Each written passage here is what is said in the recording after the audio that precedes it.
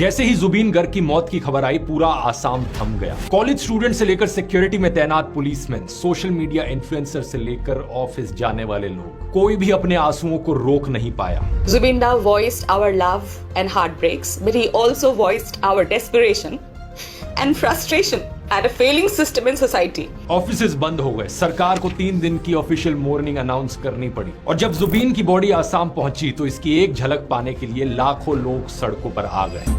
और फिर 23 सितंबर को इनके अंतिम संस्कार में भारत के इतिहास में रिकॉर्ड ब्रेकिंग भीड़ देखने को मिली। इतनी संख्या में लोग आए थे, किसी ने ये एक्सपेक्ट नहीं किया था। अगर आप आसाम से नहीं हैं तो आपके मन में सवाल उठेगा, क्यों?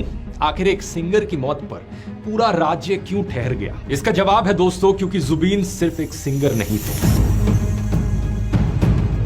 लेकिन सबसे दिलचस्प बात यह है कि जब वो बॉलीवुड में अपने करियर में अपनी पीक पर थे, तभी उन्होंने मुंबई को छोड़ दिया और आसाम वापस आ गए। एक इंटरव्यू में उन्होंने कहा कि बॉलीवुड में बहुत एटीट्यूड है। जुबीन ने कहा कि आसाम में वो एक राजा की तरह है और राजा को कभी भी अपना किंगडम छोड़ना नहीं चाहिए। कुल मिलाकर इन्होंने 40 से ज्यादा भाषाओं में 38,000 से ज्यादा गाने रिकॉर्ड किए। आसामीज और हिंदी के अलावा यहाँ पर तेलुगु, तमिल, मलयालम, नेपाली, भोजपुरी, बंगाली और नॉर्थ ईस्ट की ऑलमोस्ट हर एक भाषा शामिल थी। अब यहां तक की कहानी सुनने के बाद आपके मन में सवाल जरूर आएगा कि पॉपुलर आर्टिस्ट तो पहले भी बहुत हुए हैं और सिंगर्स तो आज भी ढेर सारे बहुत हैं जो काफी पॉपुलर हैं, तो जुबीन में ऐसा क्या खास था? इसका जवाब है दोस्तों कि जुबीन की पॉपुलैरिटी केवल उनके म्यूजिकल टैलेंट की वजह से नहीं थी। आज हर किसी के पास जुबीन से रिलेटेड एक किस्सा है, उनके साथ एक तस्वीर है, क्योंकि जुबीन लोगों के बीच, लोगों के लिए जीते थे। ये कभी मजदूरों के साथ सड़क पर ही बैठ जाते और उनके साथ खाना खाने लगते, तो कभी सब्जी वालों और रिक्शा वालों की मदद करने लगते। ये हर मुसीबत में अपने लोगों के साथ खड़े हुए। लेकिन ये सिर्फ कोई फिल्मी हीरो नहीं थे,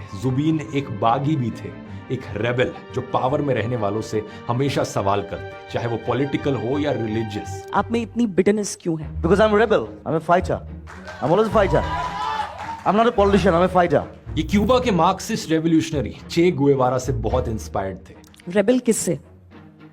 I've learned it from Che Guevara. ये एक आजाद पंछी की तरह हमेशा वही बोलते थे जो इनके मन में होता था, किसी से नहीं डरते थे, किसी भी मिनिस्टर या पॉलिटिशियन का विरोध करने से पीछे नहीं हटते और उन्हें सीधा चैलेंज करते थे। उन्होंने पब्लिकली बोला था कि असम के सारे मिनिस्टर्स और लीडर्स करप्ट हैं, चाहे वो बीजेपी के हों या कांग्रेस के। इस वक्त जुबीन एकमात्र ऐसे सिंगर थे जो उल्फा के खिलाफ खड़े हुए। इन्होंने जवाब दिया, who the hell are you, I don't care. उन्होंने कहा कि म्यूजिक की कोई भाषा नहीं होती। उल्फा को चैलेंज करते हुए सीधा कहा कि ये कहने वाले कौन होते हैं कि हिंदी के गाने आसाम के कल्चर को डिस्ट्रॉय कर देंगे। ये एक आउटडेटेड और बिल्कुल बकवास सोच है। जुबीन नहीं माने और बिहू फेस्टिवल्स में हिंदी के गाने इन्होंने गाए तो उल्फा ने इन्हें गोली मारने की धमकी दी। अब इंडिया में दोस्तों ज्यादातर बॉलीवुड सेलिब्रिटीज धमकी तो छोड़ो, छोटी सी बॉयकॉट की मांग से ही डर जाते हैं। और यहाँ जब जुबीन को एक मिलिटेंट ऑर्गेनाइजेशन ने जान से मारने की धमकी दी, ये फिर भी इसके खिलाफ खड़े रहे। जब आसाम सरकार ने इन्हें सिक्योरिटी प्रोवाइड करी तो पहले इनमें एक्टिवली पार्ट लिया था। उन्होंने एक गाना गाया, पॉलिटिक्स नो करिबा बंधु, don't play politics my friend. Politics नो करिबा बंधु, जातिर मातिर गान गुनगुनाओ,